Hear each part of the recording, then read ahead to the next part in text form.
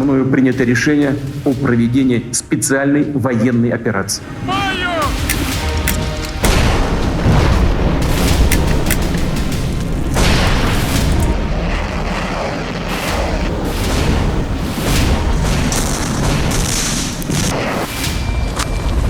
हम यहाँ पर आए, हमें आगे उन्होंने आर्मी सोल्जर बना दिया और आगे हमें भेज दिया। हमारे साथ बहुत बड़ा धोखा हुआ। मेरे हाथ में ये देखो ये लगी हुई है और हमारे पास बिल्कुल भी टाइम नहीं है, हमें यहाँ से एवैक्यूएट करो।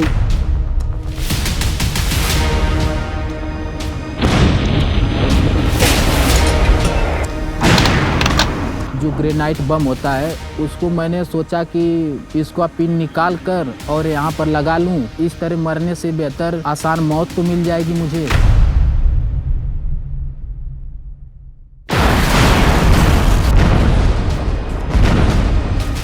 अब आप मेरे को क्या यहाँ पे 2 गोलियाँ लगे हुए हैं तो मेरा पैर नीचे टिका ही नहीं। इंशाल्लाह मैं कोशिश करूँगा वहाँ आने की।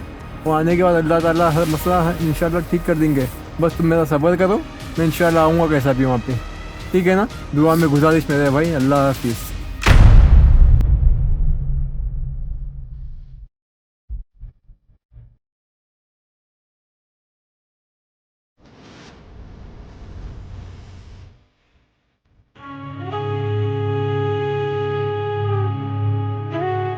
तेजपाल को सीधा डायरेक्टली ऐसी जगह पे भेजा गया जहाँ पे ड्रोन्स, बॉम्ब, मिसाइल गिर रहे थे।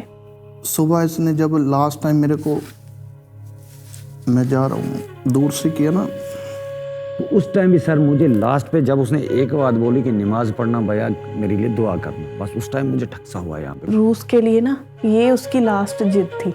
12 महीना हो गया है बेटा, बच्चा को जाए। 1 साल से सर हमने सुख से खाना खाया सर। बहुत हुनर वाला था, पढ़ा लिखा है, BA में पास था। माँ उससे बहुत प्यार करती है, वो बोलती है मेरा बेटा आएगा। मेरे पास अभी भी इसकी टिकट वगैरह है। हम किसके गुहार लगाएंगे बेटा, किससे गुहार लगाएं, किससे कहें? फिर मैं वही वॉइस मैसेज सुनाती हूँ कि देखो कि पापा आपको बोल रहे हैं। उसके बूट नए पड़े हैं, उसका कमरा अलग से बंद पड़ा है। उनको तो यही होप है कि हम रशिया जाएंगे तो अपने फादर को मिलेंगे। ईमेल भेजते हैं, ईमेल का कोई जवाब नहीं आता, रशिया से कोई जवाब नहीं आता है। जिस जगह तेजपाल को भेजा था वहाँ से कोई भी नहीं मुड़ के वापस नहीं आया। बस अल्लाह से दुआ करते हैं कि अल्लाह जितने बच्चे गए हैं अल्लाह सही सलामत जो बच गए हैं आ जाए। बस यही हमारी दुआ है, माई के लाल आ जाए।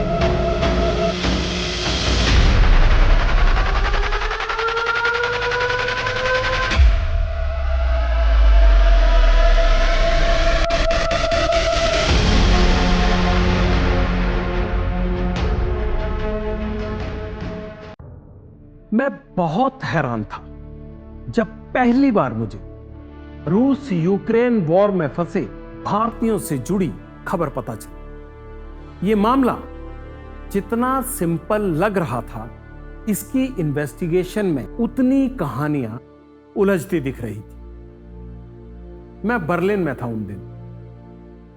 जैसे ही यह खबर मुझे पता चली, मन में कई सवाल खड़े हो गए।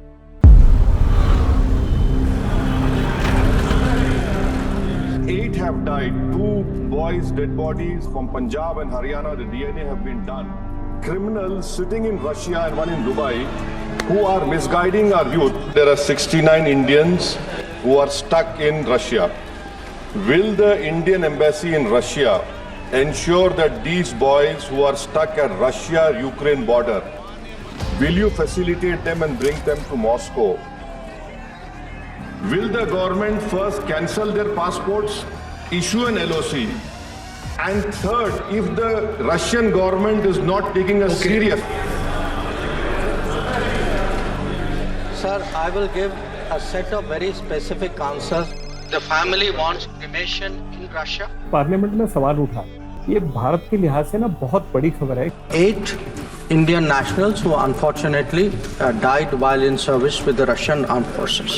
यूक्रेन में क्या चल रहा है इस चीज को लेकर और रशिया में क्या हलचल है? कितने लोग हैं, कैसे गए, किन लोगों ने भेजा? सर मैं अभी आपके इसकी पूरी डिटेल रिपोर्ट बना के भेजता हूँ। Regarding the people who are involved in the trafficking, sir, we will have to go by what the CBI inquiry has told us. धोखा, खौफ और खतरा, ऐसी कई भावनाएं जैसे एक साथ मेरे जहन पर हावी होने लगी। ये भारत के साथ धोखा था या ह्यूमन ट्रैफिकिंग? कई मासूम भारतीय रूस यूक्रेन की सरहद पर वो लड़ाई लड़ने के लिए धकेले जा रहे थे जिसका हमारे देश से कोई लेना देना नहीं। हालांकि भारत सरकार की कोशिशों से 96 भारतीयों की वापसी हुई, लेकिन अब भी 14 भारतीय ऐसे हैं जो रूस यूक्रेन युद्ध में धोखे से धकेले गए और आज मिसिंग हैं। We are here to get back those 69 people because Indian citizens should not be serving in the army of foreign countries. आखिर क्यों भारत के कुछ मासूम नागरिक रूस की लड़ाई लड़ने के लिए यूक्रेन चले गए और जो नहीं लौट पाए उनके साथ क्या हुआ? क्या उनके परिवारों की तलाश को मंजिल मिल पाएगी? एबीपी न्यूज ने तय कर लिया था कि इस खबर की तह तक जाएंगी और गहराई से पड़ताल शुरू हुई तो मालूम हुआ कि 96 भारतीयों की वापसी के बावजूद 14 परिवार अभी भी ऐसे हैं जिनका इंतजार 1 साल से लंबा होता जा रहा है। एबीपी न्यूज ने इन परिवारों को संपर्क किया। इनमें से 3 परिवार अपनों की तलाश में रशिया जाना चाह रहे थे। मैं खुद को रोक नहीं पाया और बर्लिन से ही मॉस्को जाने का फैसला किया, क्योंकि रूस और यूक्रेन की लड़ाई में लड़ रहे भारतीयों की वापसी की खबर तो सबने देखी, लेकिन जो वापस नहीं पहुंचे वो कहां गुम हैं, उनकी खोज में जितना हो सके उनके परिवारों की मैं मदद करना चाहता था।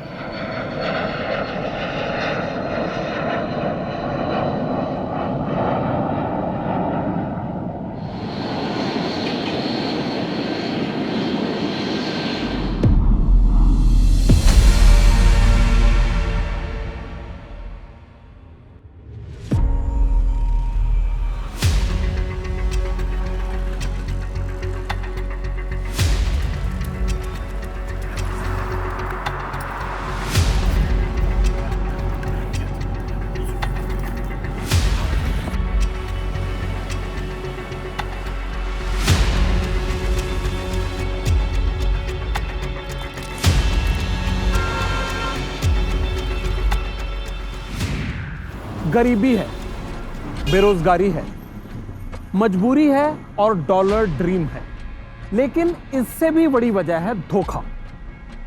100 से ज्यादा भारतीयों का रूस आना और 1 साल के अनुबंध पर रूसी सेना में भर्ती हो जाना, ये सब इतने गुपचुप तरीके से हुआ कि भारत सरकार को भी इसका पता तब चला जब वॉर जोन से बुरी खबरों के मैसेज भारत पहुंचने लगे।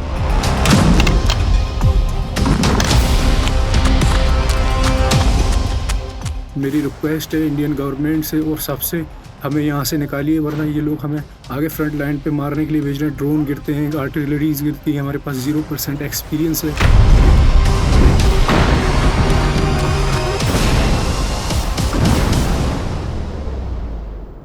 रूस और यूक्रेन के युद्ध में कई भारतीयों ने अपनी जान गंवाई।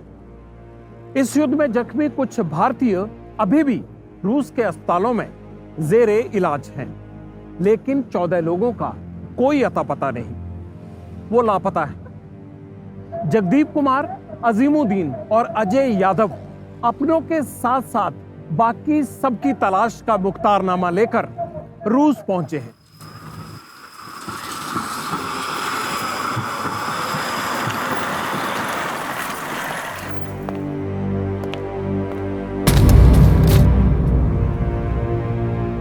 ये जगदीप मनदीप कुमार का भाई है बड़ा, जो उसको ढूंढने के लिए आया है। वो पिछले 1 साल से मिसिंग है।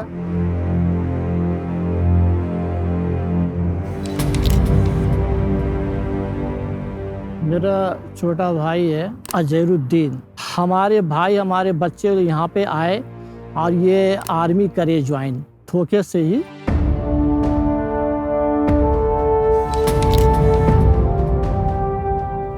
हमारे फादर रसिया यूक्रेन युद्ध में रसिया के लिए लड़ते हुए शहीद हो गए और हमारे मामा विनोद यादव जो 25 अप्रैल 2024 से लापता हैं, उनसे बात नहीं हो रही है। 8 मई से वो मिसिंग है, मगर कहाँ है? यूक्रेन जेल में है या वार जोन में है।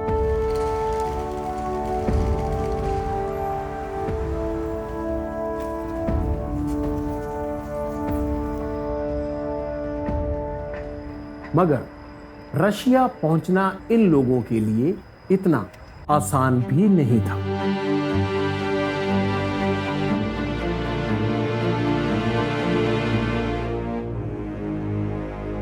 एक तो जो है कैसे कैसे हम लोग आए, पैसे वैसे जो है नहीं थे, और टिकट एक लोग जो करे हमारी मदद करे। मेरे घर की जो हालात हैं बड़े ख़राब हैं, कमाने वाला नहीं है कोई भी। पैसा मैं कर्ज लेकर के आया हूँ। मेरे फादर भी गए तो कर्ज लेकर के गए, वो भी कर्ज मेरे ही ऊपर है, मेरे को ही भरना है। वहाँ पहुँचते ही हमको मॉस्को एयरपोर्ट पे तो इमिग्रेशन जो मॉस्को की है उन्होंने हमको रोक लिया। उन्होंने हमको 3 से 4 घंटे बिठाए रखा। हमारे पासपोर्ट ले लिए, हमारे फ़ोन्स ले लिए, हमारे बैग्स थे उनमें हमारी फाइलें थी, उन्होंने सब कुछ चेक करना शुरू कर दिया।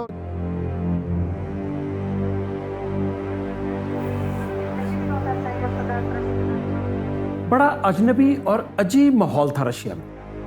सरहद पर इतना कोहराम और शहरों में हालात एकदम अलग। ठंडी हवा, एहसास भी करीब करीब वैसा ही, और भाषा हमारा सबसे बड़ा संघर्ष। Наша экскурсия начинается прямо на Краснопресненской. Садитесь на Пушкинскую, сейчас метро спускайтесь на Фиолетовую ветку. На Краснопресненской. Делайте переход. सबसे ज़्यादा प्रॉब्लम भाई यहाँ पे ज़बान की है। हमको छोटी छोटी चीज़ें लेने के लिए भी ट्रांसलेट लगाना पड़ता है। ट्रांसलेट भी तभी काम करता है जब इंटरनेट सही काम करता है। रहने की भाई बहुत प्रॉब्लम हुई। पैसे तो कम ही थे और खाने का तो समझ लीजिए कि बस हम लोग बस एक तरह से जो कर रहे हैं।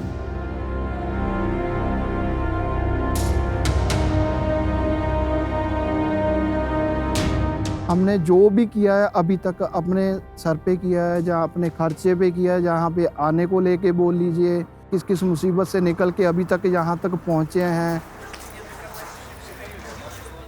समझ लीजिए कि 10-10 किलोमीटर हम तीनों भाई लोग जो है जाते हैं पैदल।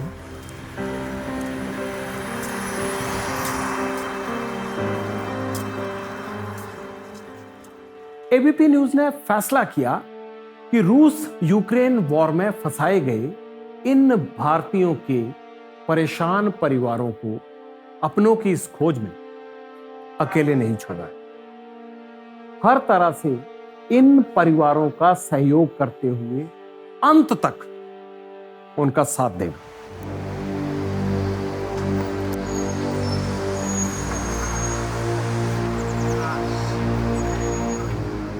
तमाम भाइयों के साथ में ऐसा हुआ है फ्रॉड। आप यहाँ से रहोगे सिर्फ एक ही खबर तुमको जो है मिलेगी कि मिसिंग है।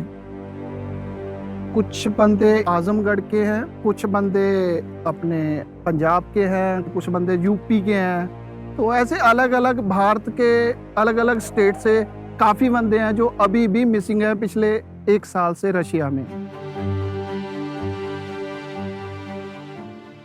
रूस में भाषा के चैलेंज से जूझते हुए अपनों की तलाश करना लगभग नामुमकिन सा था। फिर भी एबीपी न्यूज की तरफ से मैं इन लोगों की मदद करने की कोशिश कर रहा था। इस बीच हमारी पहचान जीलिया से हुई। वो रूस की नागरिक तो है ही, लेकिन उन्हें अंग्रेजी भाषा भी आती है।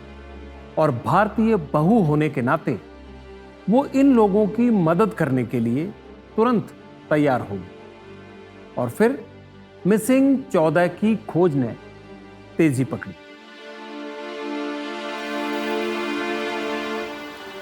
मैंने यहाँ के बंदे से कांटेक्ट किया, खान भाई से कांटेक्ट किया, तो यहीं के हैं। उन्होंने मेरे डॉक्यूमेंट वगैरह ट्रांसलेट करवाए यहाँ की भाषा में।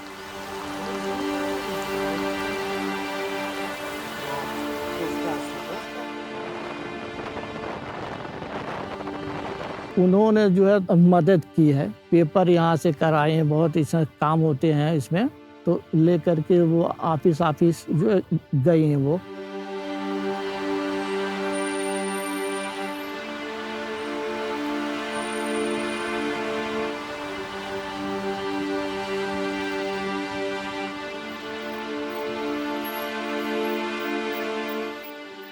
Yes, I'm just, it's not a big deal. I think what I'm doing, it's mostly translator work. And as you know, my husband is Indian, yes, so that's why I'm connected with India. They need my help. So I just did what I could.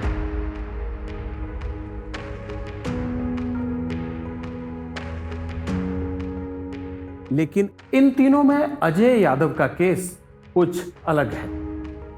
रूस में अजय यादव हमारे साथ 2 कारणों से आए। एक, अपने मामा विनोद यादव को खोजने, जो साल भर पहले उत्तर प्रदेश के मऊ से अपने कुछ साथियों के साथ विदेश में नौकरी के लालच में आए थे और फिर रूस यूक्रेन युद्ध में धकेल दिए गए।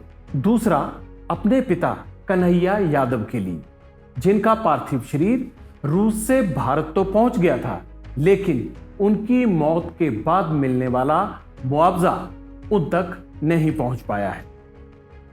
रूस पहुंचने के बाद अजय यादव को पता लगा कि रूसी आर्मी ने उनके पिता कन्हैया यादव को शहीद घोषित किया है। 6 दिसंबर को 2:30 बजे एम्बेसी द्वारा फोन आता है कि आपके फादर एक्सपायर कर गए हैं और एम्बेसी से बोला जाता है कि आप अगर बॉडी नहीं लोगे तो यहाँ की गवर्नमेंट, यहाँ की रशियन जो है मिलिट्री बॉडी डंप कर देगी। मैं डर गया। मैं सोचा कि लास्ट बारी अपने पिता का अपने हाथों से अंतिम संस्कार भी नहीं कर पाऊंगा। इसके वजह से मैं अपने फादर की बॉडी इंडिया मंगवाया। जो ऑफिसर थे उन्होंने बोला है आपको रसिया भी आना पड़ेगा कंपनसेशन के लिए। मैं रसिया भी आ गया हूँ और मिलिट्री हेडक्वार्टर्स में चक्कर लगा रहा हूँ।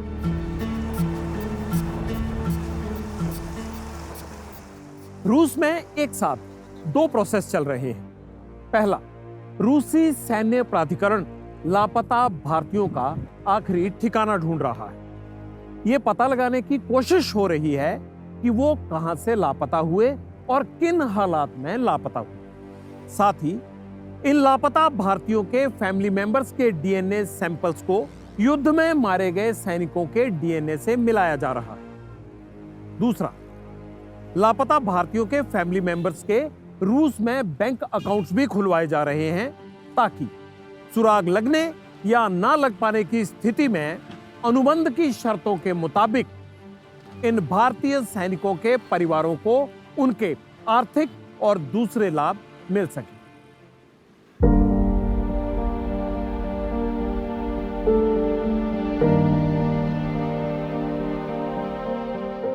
मेरे माँ के नाम पे अकाउंट खुला सुबैर बैंक में। यहाँ पे मेरी माँ मेरे को पावर ऑफ अटॉर्नी दी रखी है, उसके बेस पे यहाँ पे मेरी माँ का अकाउंट खुला है।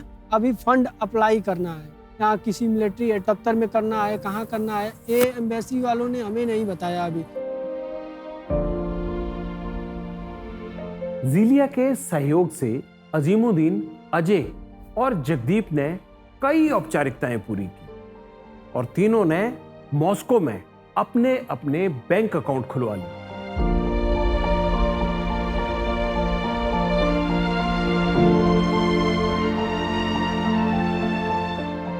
मेरी मदर और फादर के नाम से आज अकाउंट ओपन हो गया, जो पिछले कई दिनों से नहीं हो रहा था, तो आज फाइनली ओपन हो गया और उससे हम ये हेल्प हो गई है।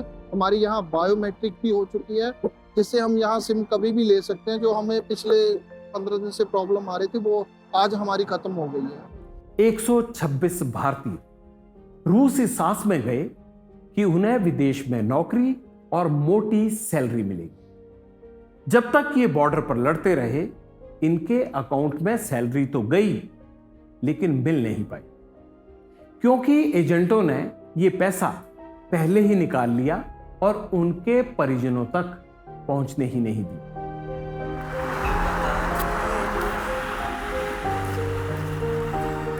तो एक्सीडेंटल का इंश्योरेंस था 30 लाख रुपए, इंडियन रुपीज में जो 30 लाख बनते हैं, वो भी उनके अकाउंट में 17 तारीख 2024 मई को आने वाले थे, लेकिन वो एजेंटों ने निकाल लिया पूरा, सैलरी, वो पैसा सब कुछ निकाल लिया। लेकिन अब भी कुछ पैसा बाकी है और एबीपी न्यूज की ये कोशिश है कि कम से कम ये पैसा तो उनके गरीब परिवार वालों तक पहुंचना ही चाहिए। उन्होंने मेरे को डाटा दिया, थोड़ा एक पेज दिया उन्होंने मेरे को, जिस पे उन्होंने मेंशन किया हाँ ये बंदा 21/3/24 मार्च का मिसिंग है।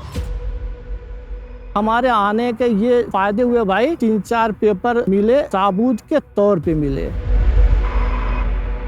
जिसमें एक में उसने मिसिंग डेट का मेंशन किया हुआ है, एक में उसने बटालियन नंबर मेंशन किया हुआ है, एक में उसका कुछ लिखा हुआ है भी, इसकी जो ज्वाइनिंग थी जहाँ की थी वहाँ पे इसका जो रिकॉर्ड वगैरह वो लीजिए। मैं मॉस्को में आया था, वो जो ज्वाइनिंग का लेटर था वो सेंट पीटरबर्ग में था। मैंने जीलिया से रिक्वेस्ट की कि वो हमारे साथ सेंट पीटरबर्ग चले।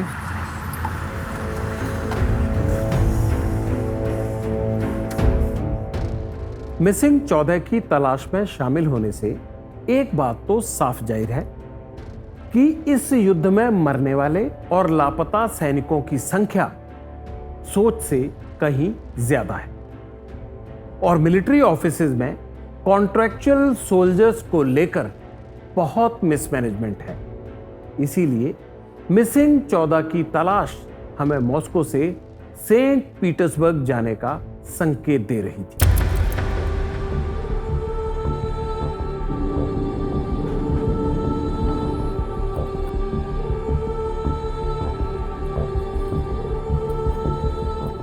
Evacuation slides and located on the left and right sides, in the front and rear parts of the aircraft. Каждый.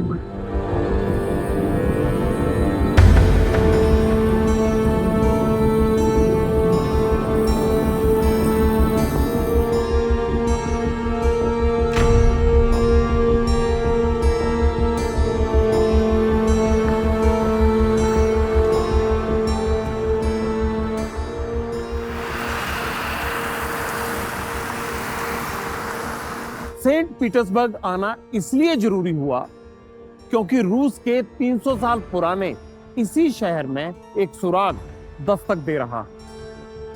लापता भारतीयों की किस्मत का वो पन्ना शायद इसी शहर में लिखा गया, जो ना सिर्फ उनकी तलाश का इकलौता जरिया है बल्कि सबसे बड़ी चुनौती भी।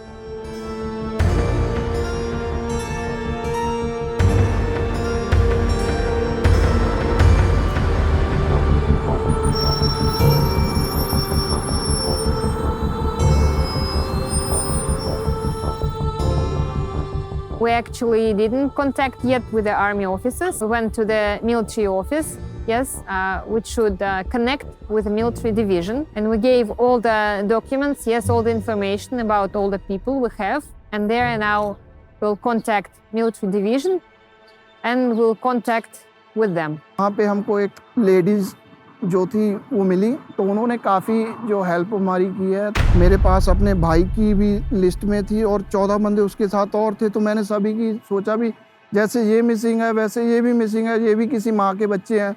तो मैंने 14 की 14 बंदों की जो लिस्ट थी मनदीप के साथ वो जीलिया को दी और जीलिया ने जो ट्रांसलेट करके उनकी भाषा में रशिया में तो उनको दे दिया। This military office is a connection, okay? They're working as like a post office, okay? Because the target of military division is to fight, okay? So these guys are dealing with people, yes, who are coming and they're fulfilling their request. So you come with a request, yes, and they should help you with that request. So they are also not giving any evaluation, nothing. I just asked for this type of documents for these people, and they will answer to me. We are in connection.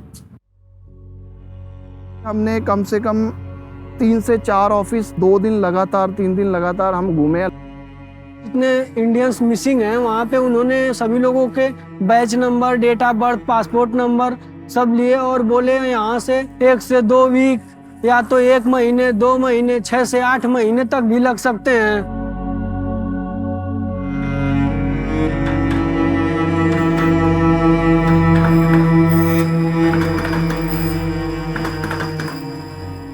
Saint Petersburg आने पर जगदीप, अजीमुद्दीन और अजय को एक डर सताने लगा, DNA test की reports का डर। दरअसल इन तीनों के साथ साथ रूस ने बाकी मिसिंग भारतीयों के परिजनों से उनके डीएनए टेस्ट की मांग की थी। अगर ये डीएनए टेस्ट रूस के मुर्दा घरों में रखे सैनिकों के शवों से मेल खाने लगे तो इन परिवारों की उम्मीदें टूट जाएंगी और उन्हें मिलेगा जिंदगी भर का दर्द। डीएनए टेस्ट किस लिए मांगा गया है? जाहिर सी बात है कि जो बंदे मिसिंग हैं उन लोगों के साथ कुछ गलत हुआ होगा इन लोगों को, तभी तो डीएनए टेस्ट की मांग की है। डीएनए टेस्ट भी बहुत कॉस्टली था, तो 20 से 25 हज़ार रुपये का एक बंदे का टेस्ट था। उन्होंने टेस्ट मांगा था 2 बंदों का, एक मम्मी का और एक भाई का या उसके पिता का। परिवार तो पहले ही टूटे हुए हैं सभी। तो मैंने फिर विदेश मंत्रालय में फिर कॉल किया कि हम टेस्ट जो है नहीं करवा सकते क्योंकि हमारा इतना बजट नहीं है। तो हमने उनको रिक्वेस्ट की और उन्होंने हमारी उस रिक्वेस्ट को जो है सुना और समझा और जो टेस्ट थे वो दिल्ली में सभी के करवाने को वो मान गए कि एम्स हॉस्पिटल में आप दिल्ली में फ्री में टेस्ट करवा सकते हो। बेशक प्रधानमंत्री नरेंद्र मोदी ने 126 भारतीयों के रूस में फंसे होने की खबर सामने आने के बाद विदेश मंत्रालय को उनकी तुरंत वापसी के निर्देश दिए। ऐसे में 96 भारतीय अब तक वतन लौट भी चुके हैं।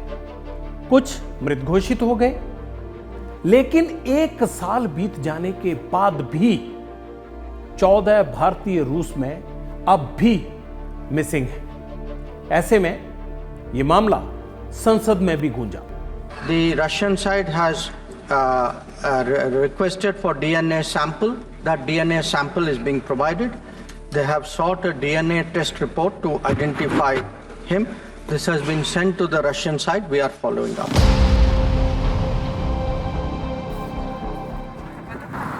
डीएनए टेस्ट भी हम लोगों ने इंडिया से करवा करके यहाँ पे विदेश मंत्रालय है उसके माध्यम से यहाँ पे एम्बेसी पे आया। एम्बेसी वालों ने बताया कि हम लोग रशियन अथॉरिटी को डीएनए टेस्ट भी दे दिए हैं।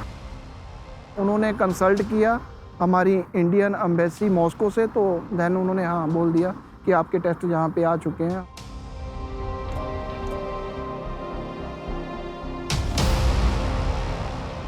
There is one center, it's called 522, a unified center for transferring bodies.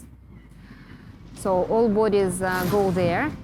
Yes, they have a database of DNA. Yes, so if there is a match, yes, then they connect with the relatives who sent them this questionnaire and interact with relatives. Russian government अब क्या कर रही है, जो dead bodies पड़ी हुई हैं उनके साथ ये डीएनए मैच किया जाएगा। 3 भाग में बॉडीज रख चुकी हैं, यानी कि इनके पास बॉडीज तक रखने के लिए जगह नहीं है। इतने बंदों की डेथ हो चुकी है, जहाँ रशियन सोल्जर की डेथ हो चुकी है। ये जानकारी भी हमको यहीं आके मिली है। कुछ भी हो सकता है अभी, मगर मेरे को नहीं लगता कि मनदीप के साथ कुछ ऐसा हुआ होगा। क्यों, मेरा अपना ये यकीन है, जहाँ अपना विश्वास बोल सकते हैं इसको। मिसिंग 14 के परिवारों की हिम्मत टूट रही थी। हाँ वो ठीक है।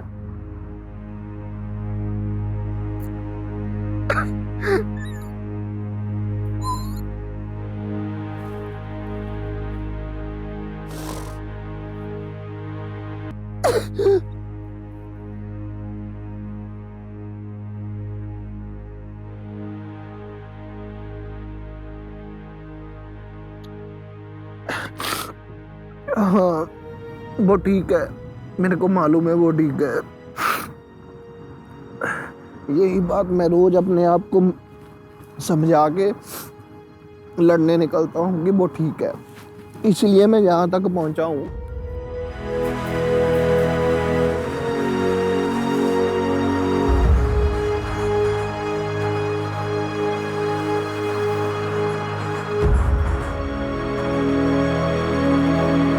मैं तो सोच रहा था यही कि मैं जाऊंगा तो अपने भाई को ले करके आऊंगा, लेकिन यहाँ की इतनी भागम भाग और इतने ऑफिस के चक्कर जो काटने के बाद मेरी जो उम्मीद थी वो तो जो मतलब टूटती हुई नज़र जो आ रही मुझे। मैं कोशिश तो बहुत कर रहा हूँ कि वो कोई ऐसी वैसी बात मेरे को ना सुनने को मिले, क्योंकि मैं जितने भी यहाँ जो इंडियन सोल्जर जहाँ जो पहले भर्ती हुए थे वो इंडिया वापस जा चुके हैं, मैं उनसे भी बातें कर चुका हूँ, तो वो अभी भी उनका यही मानना है कि वो 50-50 चांस हो सकता है। Well, there is always chance, but it's very small, extremely small. You know, they have many such people. Yes, many Russians also face such problems, and they are in totally same situation like foreigners.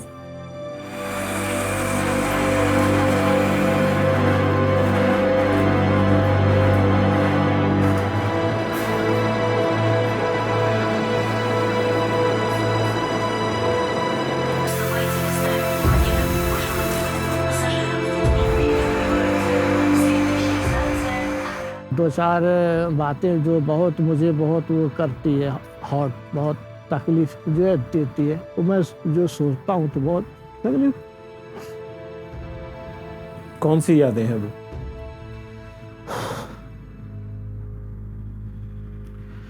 जैसे उसका जीत करना किसी भी चीज़ को लेके।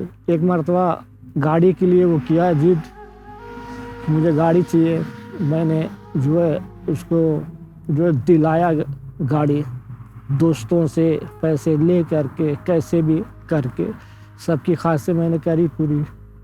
You know, I'm not much of an emotional person. Yeah, I'm an action person, person of doing. But when I start to think about it, yes, I feel many different feelings. लेकिन ABP news डटा रहा। मुझे उम्मीद की एक किरण अभी भी दिख रही थी, और ये थी मिसिंग लोगों के यूक्रेन में बंदी होने की संभावना। अभी मेरे मामा का कुछ पता नहीं चल रहा है, वो यूक्रेन जेल में है, कहाँ है, कैसे है। यहाँ की गवर्नमेंट के ऊपर डिपेंड करता है, यहाँ की रशियन मिलिट्री के ऊपर डिपेंड करता है कि जितने मिसिंग इंडियंस हैं उनका जल्द से जल्द क्लियर करे data. There are groups where videos from that side are published, yes, and relatives should look for these groups, look for these videos, yes, because they are making exchange of kidnapped people as well as they are making exchange for bodies. And one kidnapped from one side equals to one kidnapped from another side.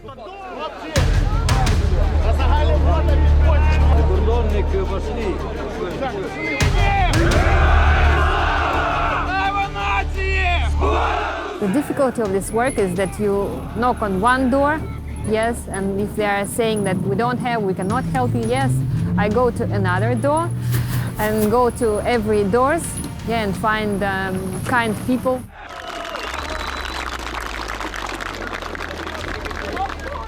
War prisoners exchange की दिशा में कदम बढ़ाने के बाद हम चुप नहीं बैठे, क्योंकि रूस के मिलिट्री ऑफिसेस से कोई ज्यादा जानकारी मिल नहीं पा रही थी। ऐसे में एबीपी न्यूज ने इस तलाश में एक नया सिरा ढूंढ निकाला जो इन लोगों को खास सहयोग दे सकता है। मिसिंग 14 की तलाश में एक टर्निंग पॉइंट साबित हो सकता है।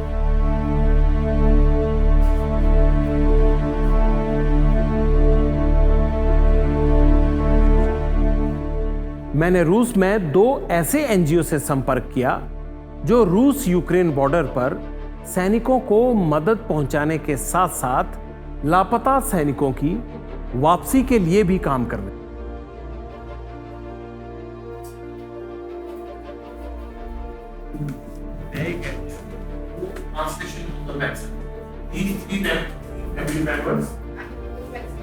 But they have the document of all 14%. How many times you are visiting to the border in a month or in a week? How often you are going over there? Я же занимаюсь сейчас. मैं वर्तमान में अग्रिम मोर्चे पर तैनात सैनिकों के साथ साथ ड्यूटी के दौरान मारे गए लोगों के परिवारों को मानवीय आपूर्ति पहुंचाने में लगा हुआ हूं। मैं लोगों को वहां नहीं भेजता। इसके अलावा मैं ऐसे लोगों और जानकारियों को खोजने का काम करता हूं जो लापता व्यक्तियों के परिवारों के लिए मददगार हों। Are you aware that lot of soldiers who are working with the Russian army on contractual basis are missing? ये सैनिकों के लिए अपने संवैधानिक अधिकार का प्रयोग करने का एक अवसर है। अवसर मातृभूमि की रक्षा के लिए खड़े होने का, साथ ही हमारे देश की युद्ध तत्परता और क्षमता को बढ़ाने का। और अनुबंध सैनिकों को भी वेतन, सम्मान और मान्यता मिलती है। अनुबंध सैनिक साथ ही साथ जुटाए गए लोग जो SVO में हैं, वे नायकों के बराबर हैं। वो अब शिक्षा प्राप्त कर रहे हैं। उन्हें कुछ लाभ हैं, लेकिन अधिकतम सरकार निर्धारित कार्यों को पूरा करती है और उन्हें लागू करती है। हमारा एक कोलंबियाई करीबी दोस्त है। वो SVO से आया था और उसे यूनाइटेड रशिया पार्टी में आमंत्रित किया गया था और अब वो एक अलग दिशा में आगे बढ़ रहा है। Do you have any idea about the injured or the casualties on the border from the Russian side?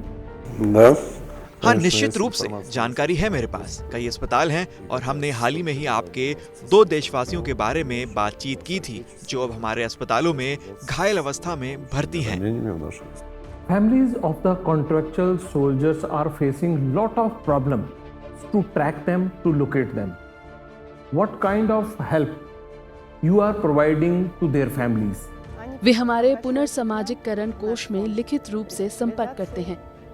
हम पास में हैं और हम सैन्य पंजीकरण और भर्ती कार्यालय या रक्षा मंत्रालय को अनुरोध भेजते हैं। हमारे पास लिखित प्रतिक्रिया आती है जिसमें जानकारी होती है कि उनका परिजन किस सैन्य इकाई में है, ठीक है, या फिर शायद वो किसी सैन्य अस्पताल में है या कहीं और है। फिर हम सटीक स्थान पता करने के लिए अनुरोध भेजना शुरू करते हैं। सिर्फ इतना ही नहीं, हम नाइजीरिया से जुड़े हुए हैं। अफ्रीका, कोलंबिया, भारत, श्रीलंका, मिस्र भी हमसे संपर्क में रहते हैं और हम उन्हें सहयोग करते हैं। I have few families with me from India who have lost their person in this war. Can you do any help of these families if they provide you the contracts and the other papers as far as their members are missing in this war? हाँ बिल्कुल, यदि संभव हो तो हम उनकी मदद करने के लिए तैयार हैं। आपको बस राष्ट्रपति को एक लिखित अनुरोध लिखने की जरूरत है। इसके लिए आप मुझे या हमारे फाउंडेशन को लिख सकते हैं। इसके आधार पर हम संबंधित अधिकारियों को अनुरोध भेजेंगे। I have the list of the 14 Indian contractual soldiers who are missing on during the war. So if I provide you that list, can you help their family to find out where they are right now? Are they alive or not? हाँ, हम उन्हें ढूंढने के लिए हर संभव प्रयास करेंगे। रूस यूक्रेन युद्ध में मिसिंग 14 के परिवारों के लिए उम्मीद की किरण बना एबीपी न्यूज। अभी तक आपने 3 परिवारों का संघर्ष देखा, लेकिन ये कहानी यहीं खत्म नहीं होती। एबीपी न्यूज उन घरों तक भी पहुंचा जो अपनों की तलाश में रूस तक नहीं पहुंच पाए। इनसे भी आप आगे मिलेंगे। इनमें वो लोग भी हैं जो रूस से वापस लौटे हैं और रूस यूक्रेन युद्ध की रोंगटे खड़े कर देने वाली अब बीती सुनाते हैं। इनमें वो परिवार भी हैं जिनको अपने बेटों का इंतजार है, इंतजार ऐसा जो खत्म होने का नाम ही नहीं लेता। मैंने सुसाइड करने की कोशिश भी की थी। मैं खुद को गोली मारना सोचा वहाँ पर सर। उसके बाद में जो ग्रेनाइट बम होता है उसको मैंने सोचा कि इसको पिन निकाल कर और यहाँ पर लगा लूँ, उसके बाद में कम से कम आसान मौत तो मिल जाएगी मुझे। बोला नहीं जाओगे तो तुमको यहीं पे शूट कर देंगे, जाना पड़ेगा। हम लोग को धमकी देने लगा, नहीं जाओगे शूट कर देंगे यहीं पे। वहाँ पे खाना नहीं है, पानी नहीं है, क्योंकि जो भी लेकर आता है, क्योंकि वो भी रास्ते में ऑलमोस्ट 10 सोल्जर आते हैं, उसमें से 2-3 पहुँच पाते हैं, बाकी मर जाते हैं। तो हम लोग को लगभग 10 दिन तक एक रूम था नीचे पूरा खाई में अंदर, उस रूम में लाइट भी नहीं था, कुछ भी नहीं था। 10 दिन तक उसमें हम लोगों को रखा था। बस 24 घंटा में एक बार निकालता था।